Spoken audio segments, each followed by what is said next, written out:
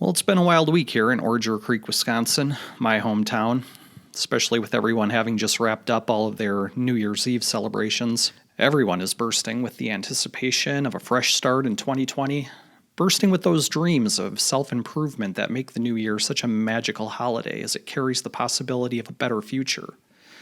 It's a future of becoming richer, thinner, happier, healthier, better people than they were in 2019.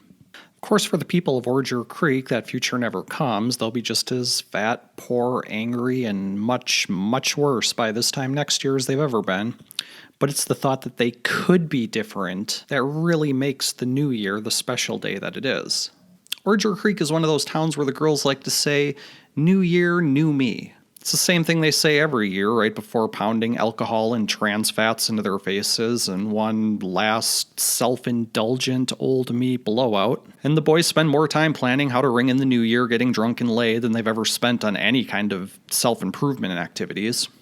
In fact, New Year's Eve looks a whole lot like every other weekend in Orger Creek, but the magic of tonight is the radical life transformations that are supposedly going to take place throughout the town tomorrow. And it's New Year's Eve that will set the tone for most going into 2020. Thousands of old me's diving headfirst into the new year doing old me activities just as old me's have always done in years past. And they think that this is somehow going to produce a new me in the new year.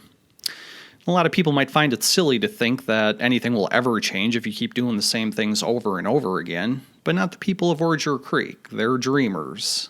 They believe in happily ever afters and miracles and, most of all, lotteries.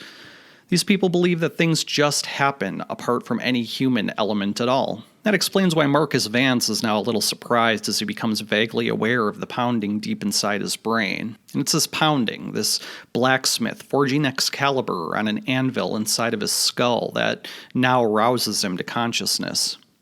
His mouth is a desert wasteland with the stale taste of 7 Jägermeisters and who knows how many Miller High Lifes, and a lot of it's still pooled in his gut as his body just simply refuses to absorb any more of the poison. Marcus, or as he's known among his friends as Marky Mark, struggles to pry open his dry, sticky eyelids to the blurry white blob of his surroundings while uneasy sparks flash across his mind, carrying brief images recalling memories from the night before.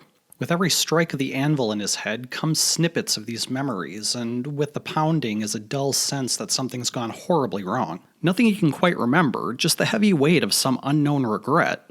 His eyes struggle to bring the amorphous white blur into focus, and he's instantly relieved as the recognizable surroundings of his own bedroom begin to take shape. His 5-finger death punch poster on the wall across from where he lay in his bed is the first thing that comes into vague focus. He considers it a great victory that he's made it home at all last night. After all, he's waking up in much worse places than this before. Marky Mark's nostrils are greeted with the scent of stale Axe body spray mingled with moldy shirts and sweaty balls, the familiar smells of his bedroom. However, this vile New Year's Day, there was something else that has joined the ordinarily recognizable potpourri of his bedroom, the unmistakable smell of vomit hanging in the air. Fuck, was the first coherent, happy New Year thought that emerged from Marky Mark's twisted wreck of a brain. Did I throw up on the floor again? It was odd, he didn't seem to taste it in his bone-dry mouth, just didn't seem to belong. But there was something else that didn't seem to belong. There's a slow, shifting movement next to him, a large, earth-moving readjusting of mattress and blankets as something stirs beside him. And as it stirs, it dredges up great plumes of perfume, and is that fried food? And with that, the first memories begin to take shape. The bars and clubs are the focal point of community life here in Orger Creek, and especially on New Year's days, everyone jostles to ring in the new year at peak degeneracy. There are plenty of establishments to choose from. There's the aptly named Creek's Edge right on the outskirts of town. In downtown, the most popular venues are Orger Pub, Valhalla's Hall, and the Cellar Door nightclub, which is more of an oversized basement of what used to be an old bookstore before the owner discovered that the people of Orger Creek would much rather give him money to dance and drink than they ever would to read.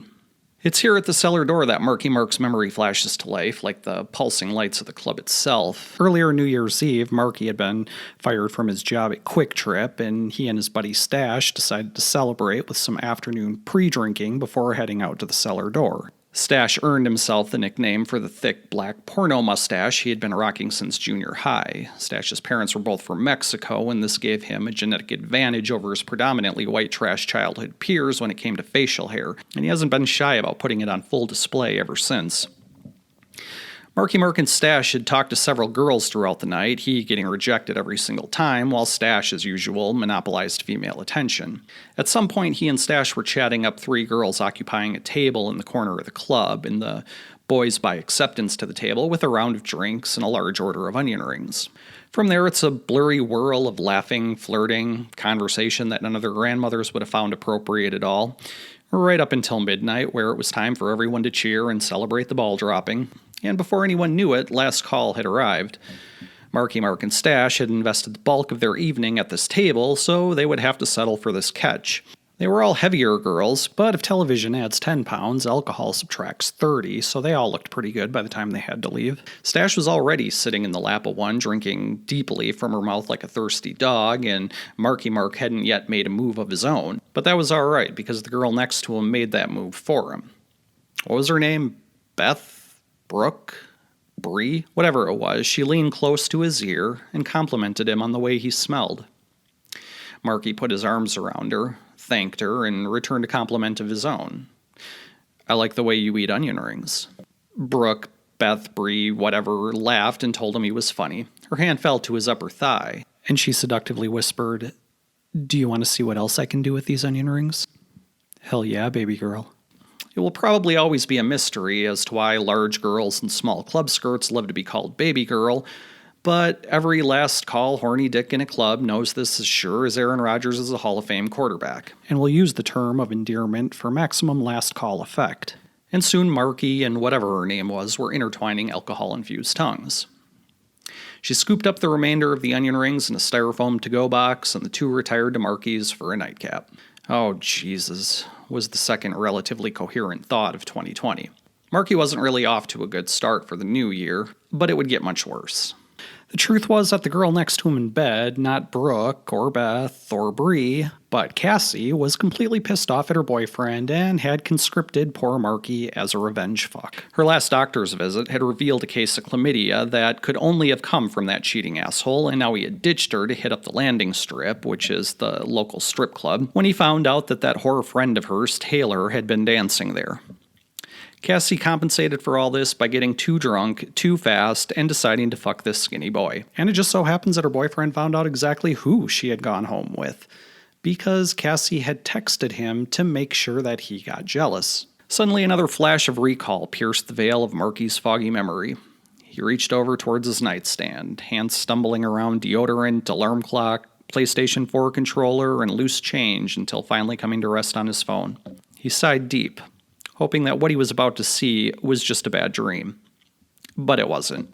It was a long string of angry texts and death threats from Cassie's boyfriend.